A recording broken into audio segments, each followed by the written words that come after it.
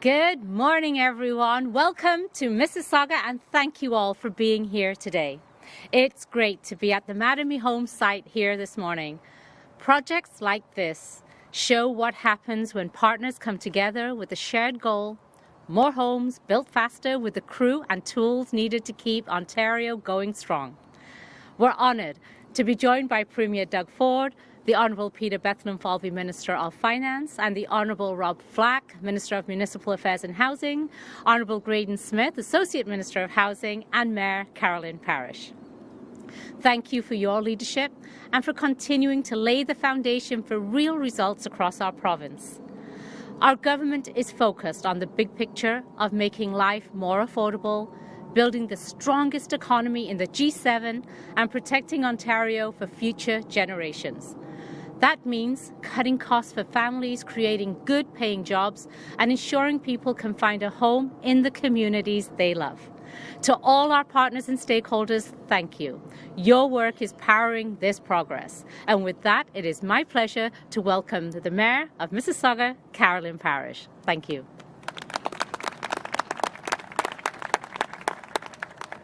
Well, thank you very much to the ministers, but particular thank you to Minister Flack, Mr. Bethlenfalvy, and of course the Premier, who is actually my hero. We have done everything we can possibly do as a municipal government by cutting DCs on multi-bedroom units to zero, cutting DCs on other units by 50%. We've done everything humanly possible to make building homes faster, less expensive, and better here in Mississauga. This today, and I'm not going to break the announcement, is actually the cherry on top of the sundae. It's absolutely what we needed to keep housing going. We are processing 17,000 units right now, which is remarkable. This is going to double that very shortly. So I want to thank everybody involved, and I particularly want to thank the Premier. I think he is a superstar. Thank you. Thank you, man. Thank you, man. Okay, Flack, you try to top that one. Well, good morning, everyone. It's an absolute pleasure to be here with your local MVP and Minister Tangri and Graydon Smith, my colleague at Housing, Peter Bethlenfalvy, our Minister of Finance, who's got a kind of important day tomorrow, and obviously Premier Doug Ford.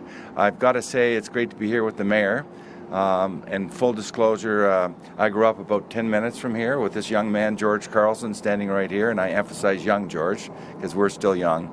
But I always say, Mayor and Nina, you're the first ladies of Mississauga, but not quite, because my mother's still alive at 90, so I call her the first lady of Streetsville and Mississauga, but it's great to be here back home, so to speak. I had the pleasure of participating in the Mayor's Housing Task Force meetings recently, and I applaud what she's doing in Mississauga. She's setting the example for what we need to do across this province. Additionally, we have a number of friends in the housing sector with us here today that I want to acknowledge who've done great heavy lifting to help us get here today. Dave Wilkes from the Building Industry and Land Development Association, Scott Anderson from the Ontario Home Builders Association, and Christina Giannoni's here as well, who's the president of that association, Alex Earthy from the Ontario Real Estate Association, Nadia Todorova from the Residential and Civil Construction Alliance of Ontario. I don't believe Ian is here, but a bunch of folks are here from Habitat for Humanity, GTA and Mississauga and others. Tony Irwin from FERPO is here, our good friend Tony, along with key home builders in the region, including Argo, Deco, Diamond Corp, Mattamy, Remington, Treasure Hill, and Tridel. Thank you all for being here. I also see Michelle Baker, or I did see her, I know where she is now, from Ontario's big city mayors. I think we can all acknowledge that it isn't business as usual in Ontario, especially in our housing sector. As I've said many times, you've heard me say, it takes too long and it costs too much to build homes in this province. We are changing that. And according to a recent Abacus poll, over 70% of the people looking to buy a home are doubtful they ever will. Doubtful they ever will. I would argue that no one in here, in this field today, would argue that they had those doubts. If you're over 50, that you had those doubts that you could ever buy a home. 70% of people today that haven't have those doubts. That's not acceptable. For a nation and province as prosperous as ours, this reality needs to change, and we're changing it here today. For many, home ownership is the quintessential definition of achievement and security. It's where you can build a nest egg outside the reach of government taxes. It's a place where you can lay down roots with your family and take pride in your community. That is why we are correcting the course and creating the conditions to build more homes faster and smarter. Already, we have made great progress through Protect Ontario by Building Faster and Smarter Act and the Fighting Delays Building Faster Act passed last year. These two pieces of legislation have made it clear that the code is king, eliminating the patchwork of rules and iterations across the province that stall development. We advanced as-of-right approvals to get shovels in the ground faster. We prohibited Cadillac design standards that do nothing to enhance building safety, and we made extensive reforms to development charges. Yes, to development charges. More on that to come. Development charges serve a purpose. We know that. But they have gotten out of control. In the GTA alone, they can add well over 6 figures to a single family home. This needs to change. In today's market, with today's challenges, these fees need to be reined in. And that's exactly what we're doing. We deferred DCs until occupancy to increase project viability. We ensured they reflect the true cost of infrastructure, and we removed them entirely from long-term care homes. And we were looking at ways to reduce this burden, continue to reduce this burden, while supporting our municipal partners like Mississauga with new solutions for infrastructure investment. Last year, I was proud to sign beside Minister Bethlenfalvy when we announced that we would rebate the provincial portion of HST for first-time homebuyers. And it was well appreciated, Minister. It was a great day. Today, I am proud to say that we're taking another big step forward in the right direction to help kickstart our housing sector right into action. I'll now turn the program over to Minister Bethlenfalvy for some news.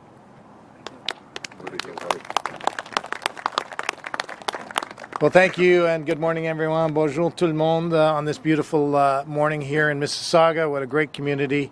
It's great to be here with my colleagues, Minister Flack, Associate Minister Tangri, and Associate Minister Smith, and Mayor again. I echo, boy, superstar. That's quite a lofty. I've never gotten superstar. I've gotten all-star, but superstar. So, Mayor, you gave him a big honor.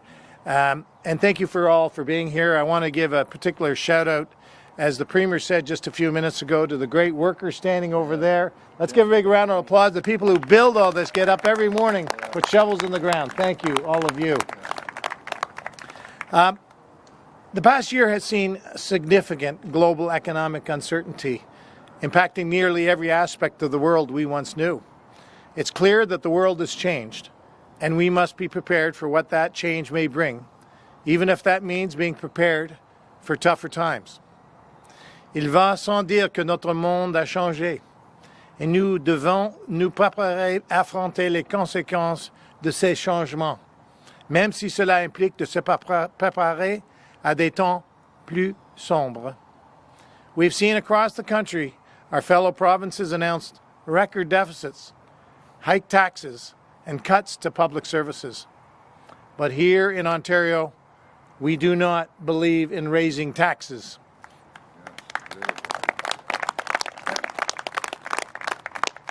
We know families in Ontario are feeling uncertain and have seen higher prices on everyday items as a result of ongoing global economic turmoil. That is why, through our plan to protect Ontario, our government acted early to provide relief to help make life more affordable for Ontarians.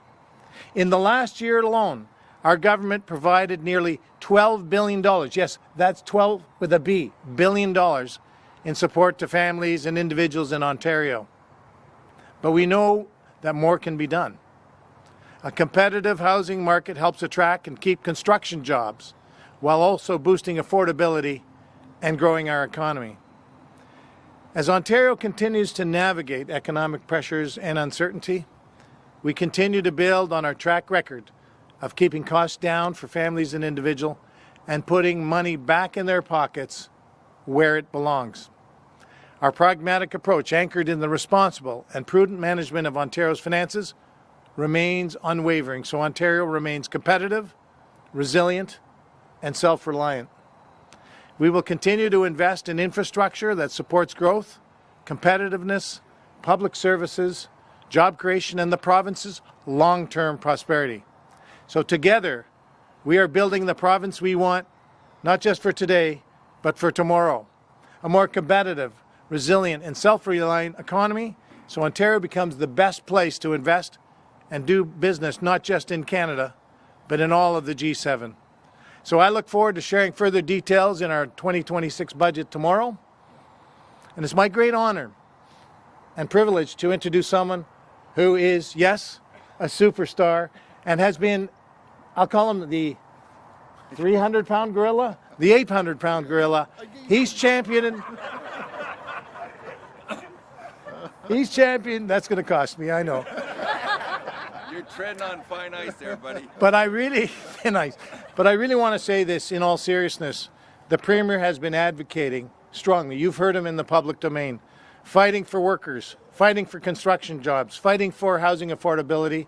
And so I'm going to pass the baton over to the person who's really had the vision and the leadership, not just for today, but for future generations, the Honourable Doug Ford, Premier of Ontario. Boy, well, first of all, good morning, everyone, and just so thrilled to be here in Mississauga. And as the finance minister said, I told the men and women over there this would not happen without you, so we're very, very grateful. The hardworking folks in the trades, we're very grateful. And I got to thank Peter. He's the best finance minister we've ever seen. He's a prudent fiscal manager, but he knows when to invest, and that's in infrastructure and in housing. So, Peter, thank you very much for making sure that this moves forward. And I'll tell you, folks, it was a good battle with him. He's feisty when it comes to releasing money. I say he's tight as skin on a grape, and he has his wallet down to his ankles there. But thank God we have a finance minister like Peter. He's going to deliver a historic budget tomorrow, and I just can't wait for you to get up there in the House and just tell the great people of Ontario what we're doing for each and every one of them, how we're stirring up the economy. And as well as our Minister of Municipal Affairs and Housing, Rob Flack. I always say he's one of the brightest business minds down there. I call him Flacky, and he's a Streetsville boy, so it must be nice to come back into your area, Flacky, and see this happening. You know, he's been a champion for housing. We have a lot more work to do, working to lower the cost of homes, reduce taxes and fees, and keep the dream of home ownership alive. I also want to acknowledge two other hardworking members of our cabinet, Minister Tangri, a Mississauga gal, as I can say. She's doing an incredible job in economic development, attracting more businesses here in Ontario. And Minister Graydon Smith, he's my champion. He's working hand in hand with Minister Flack, former mayor of Bracebridge. There's no one that understands municipal issues more than Graydon does, so thank you. And finally, Mayor Parish, I absolutely love you. No, she's an absolute champ. You know, the stakeholders know, they aren't going to say anything, but my goodness, this is refreshing. Going Mississauga under the previous mayor had the lowest starts per capita in the entire country. Now, Mayor Parish is leading Ontario in new starts, so thank you for doing a fantastic job. Thank you for working with us and being collaborative. And all the industry leaders here, home builders with us today, it wouldn't happen without the great leadership within the sector. And I know Peter rattled them all off, or Flacky, I think, rattled them all off. But folks, you know, we see we're under attack with President Trump's tariffs, and conflicts overseas continue to cause economic uncertainty for families. Our government has a plan to protect Ontario. We're investing in world-class workers, our businesses, and our infrastructure to build a province that is more resilient, more self-reliant, and more competitive, so we can stand up to anything that comes our way. We're cutting red tape, we're cutting regulations, and keeping taxes and fees low. As a finance minister, I almost called you prime minister, maybe one day, Peter. The finance minister, to save businesses and families $12 billion each and every single year. This is money that people are putting back into their pockets and businesses so they can expand and create new jobs right here in Ontario. And what I love I can't remember, we've been involved, our family, for 3 generations, over 3 decades. I can't remember a government never ever raising taxes. We will never ever raise a tax. Government doesn't have an income problem, they have a spending problem. And we're doubling down on our more than $223 billion plan to build, the largest plan of its kind in Canadian history, to build more roads, highways, bridges, hospitals, schools, and all the critical infrastructure needed to help Ontario grow. As we build, we are laser focused on keeping costs down and making life more affordable. We've removed tolls from the 412, 418, and the 407 East, saving daily commutes $7,200 each year, and we've banned new tolls on public roads. We axed the Drive Clean program, scrapped the license sticker fee, and fought the carbon tax until it was removed. We permanently cut gas tax, saving 10.7 cents a litre. Just imagine if there was another 10.7 cents to the outrageous costs that we're paying for gas now. And we're saving transit users $1,600 every year with a program called One Fare.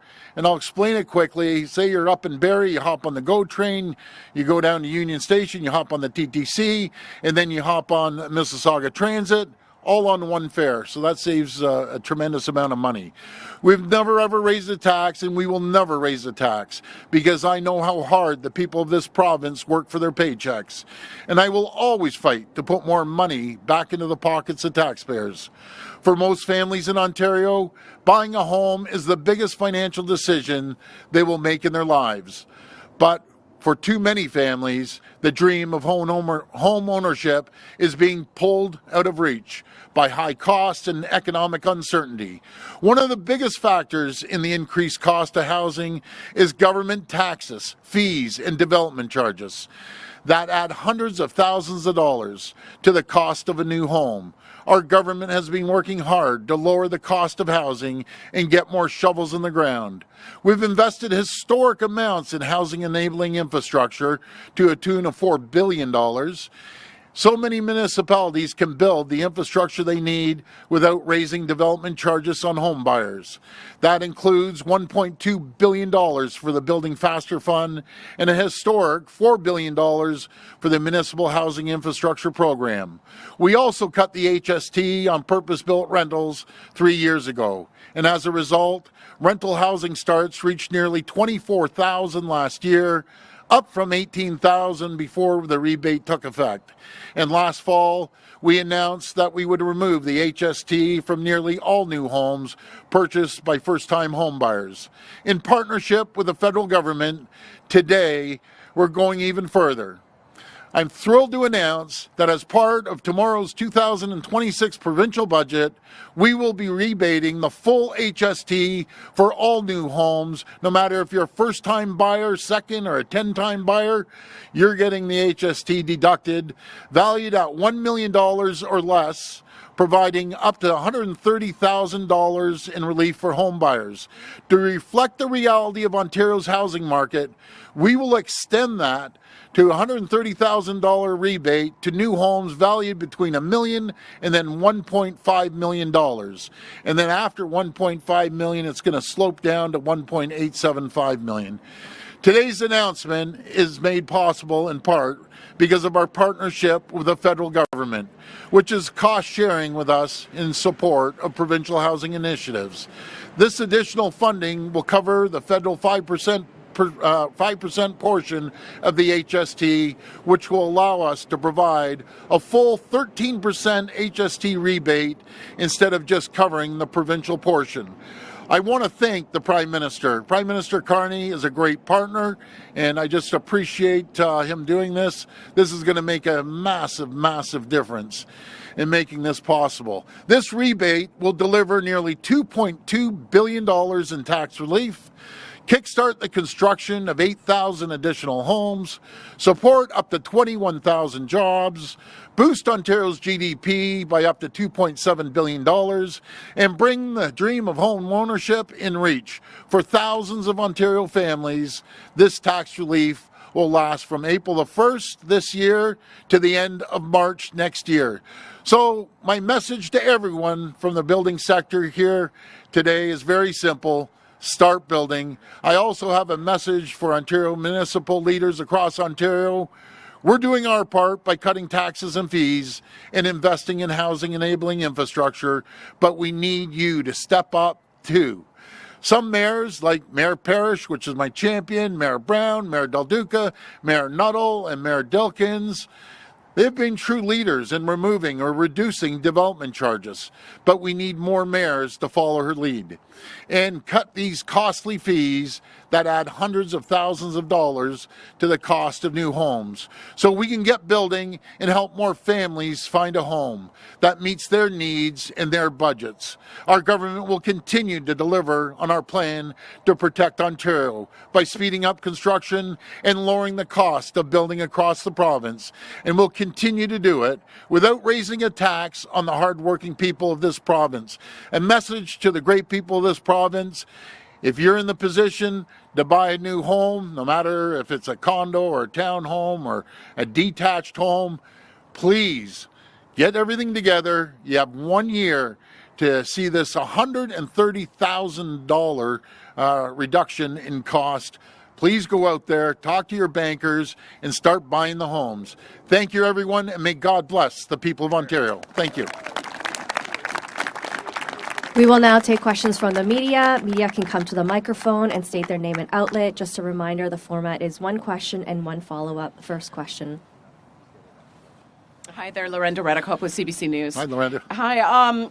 It says in the tech documents that we received that this could stimulate up to 8,000 homes being built. This is just over a year. Where does that number come from? And what will be a marker of success? Well, it really comes from the sector. They're the experts. We aren't. We take our lead from the sector. But honestly, I think we're being a little conservative there. People are hungry, and this is like a big, you go by these big retail stores, big sale sign, 13% off. So if I were people out there, I'd be buying these new homes and do it right away. You have a year to do it. We're at a Mattamy Homes site. I was sent something from Mattamy Homes in Alberta, and they are offering, for a limited time, Calgary and Airdrie. They'll cover your first 12 mortgage payments. So is there more that developers should be doing here in Ontario? Are you pushing for that? Well, I don't speak for the developers. It's an open market, so they're going to decide how to attract more people to buy their homes. That's going to be strictly up to them. Hi, Premier. Steve Cornwell here from the Trillium. Hey, Steve. It looks from the materials that we've seen that this rebate won't be means tested. The language is kind of for everyone here. So if the rebate coming back is not going to be based on household income, can you kind of take me through why kind of everyone, regardless of income, that we buying a home would be getting up to $130,000? Well, this all starts on making sure that we kickstart the construction sector. I've never seen it this slow ever. I don't think the sector's ever seen it this slow. So we got to protect our hardworking construction workers, that they can bring a paycheck home. And it's also for people that want to buy a home. It doesn't matter if it's their first or second, they want to upgrade. That's how we do it. And a question on one of your favorite topics, the FOI changes. There is from my understanding, there is a mandatory review of Ontario's lobbying law that's around 5 years overdue. Your government promised to start this years ago to add a higher degree of accountability. Is quote. And will your government start this review of Ontario's lobbying law soon? And will you update the law to require lobbyists to publicly disclose which government officials they're meeting with, like it is done federally? Well, I'd have to look into that and get back to you. Thank you.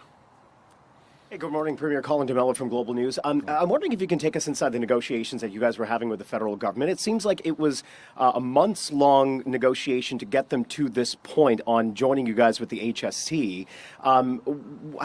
What was their reluctance, and what did you do to finally convince them to hop on board? Well, it wasn't a reluctance. They're always for building homes. I have a great deal of respect for the Prime Minister. We chatted yesterday, and that's what happens when you build relationships. We work collaboratively with the federal government, provincial and municipal partners in the sector, in the construction trades. That's what happens. It's all about working together, and I appreciate his cooperation. We have many more real positive announcements coming with us and the federal government. So they're great partners, and the Prime Minister is doing the right thing. He's a good man. He's a smart businessman. He's out building relationships around the world. He's back, and he's going to be kicking some butt there. Right, but they only said yes yesterday afternoon on the eve of an announcement that you were going to make, right? So, I mean, from the outside looking in, it looks like they were dragging their heels into the last minute. Did you have to say something to convince them? No, I'm not going to get into our personal details, but they didn't just say yes yesterday, per se. This conversation was going way back for months, and I'll leave it at that. I don't like divulging our personal conversations, but I can tell you, when the Prime Minister promised something, he delivered. And I wanted to ask you about polling. I know you say polls are for dogs, but then you also talk about polls quite often when they benefit you. A new Abacus... I don't care. A new Abacus poll, Premier, shows that a majority of respondents, 60%, oppose your planned changes to the FOI laws. 75% are against the government making the changes retroactive. And 63% want progressive Conservative MPPs to vote against your own government's law that will be introduced tomorrow on the FOI changes. What do you think about that poll? And don't you think that that's overwhelmingly... negative about the FOI you know changes? something, that poll, you never disclose the full facts. That polls come from QP Union that absolutely hates me, hates our government, and I wonder why it's biased. But let me tell you something, Colin. People care about affordability right now. They care about buying a home. They care about making sure they have a job. They care about making sure that when there's opportunities like that, they're going to be able to go out and buy a home. That's what our poll shows. Number one, it's the economy, it's the economy, it's the economy. And as Carville said back to George H. Bush, it's the economy, stupid. So I'll never call you stupid because you're a smart guy. You know exactly what you're doing. But it's all about the economy. Hey, Premier Ford, Ahmed I'm always nice to you, Colin. What are you talking about? I call the guy on his birthday. I do everything. Go ahead. Premier Ford, Ahmed El-Bayoumi with Polycorner. I just want to add to Colin's question first. The poll found that a majority believe that the changes are primarily intended to reduce government accountability. Premier, can you explain to Ontarians why they feel that you are trying to reduce government accountability? Well, let's be very clear. It's 95%. I'm going to repeat that number until you guys can repeat it on the news. 95% anything will be disclosed, FOIs. We are following in the steps of every single province in the federal government. So I find it amazing that every other province is doing what we're planning to do and has done it for years in the federal government. So maybe you should talk to those folks, find out we're just following lockstep with the rest of the province. The only mistake we did is we should have done this years ago with all the other provinces in the federal government. So we aren't pulling a rabbit out of our hat. Everything's transparent. Judge us on the decisions we make, and that's very transparent. But again, I know you people that are focused on this are two groups, the opposition and the media. I can tell you, you ask the average person, they want a job, they want affordability, they want lower gas, lower taxes, and they want to be able to buy a home. That's what people care about. Next question. I'd note that according to the IPC, only 4% of FOIs come from the media. However, Premier, I do want to ask you on an unrelated... Can I jump in there for a second? Folks, listen to this stat. We get 75,000 FOIs. That's more than the entire country combined. Something's wrong with that. We have full-time staff getting paid a lot of money, not only in the bureaucracy, but also in our office. All they do is do FOIs. Something's broken when we're getting more FOIs than anyone in the entire country. But I have an idea. Why don't we talk about the greatest announcement that we've ever made, the only people in the country that are doing this incentive, getting rid of the HST. That's what people care about. Premier, on an unrelated topic, Bonnie Crombie, a name that's familiar, I'm told is seriously considering taking on Mayor Parish in October's mayoral election. What do you think of the possibility of Mayor Crombie once more, and would you get involved to help stop her and help Mayor Parish get reelected? You know something? I never get involved in municipal elections, but I will send an army down here to make sure I support Mayor Parish. It was an absolute disaster under Bonnie Crombie. Rose taxes like they've never seen before. Cut off everything about housing. She was an absolute disaster. So what I say to Mayor Bonnie Crombie, bring it on. Let's go. We're ready. Yeah, hi, Premier. Randy Rath from CHTV. I want to ask you about governance in the region of Niagara. Before the whole Bob Gale as regional chair thing went sideways, he sent Minister Flack a letter describing what he concluded needs to be done down there. And what he said was he wants to have the only people on regional council would be the 12 mayors and a chair, and the rest of the municipal councils would stay in place, but they would be reduced by a significant number of councillors. Are you going to listen to what Mr. Gale said, or are you going to, you seem like you really want to have, 4 municipalities or 1 municipality. You haven't specified which, and you seem to be among the minority when you look at the mayors. Like the vast majority of mayors want to continue on as it is. Well, of course, the vast majority, and I'm not painting them all by the same brush because there's great mayors, but that's like asking the turkeys to vote for Thanksgiving. They aren't going to give up their job. They would rather have double-digit tax increases through the region, which is ridiculous.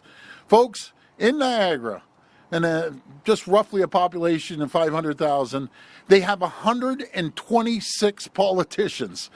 We have 124 in the entire province. You know, and imagine, Mayor, if you had 126 elected council members, it'd be a disaster. But I'm going to pass this over to Minister Flack. He's doing a great job. And the best thing you could do is get rid of politicians. It's true. Well, thanks, Andy. We've got former Chair Gale's report. We're taking it under advisement. I'm talking to the mayors consistently. We'll be doing so, and we'll have some news shortly, and we're going to take our time and get this right. Mr. Ford, by your,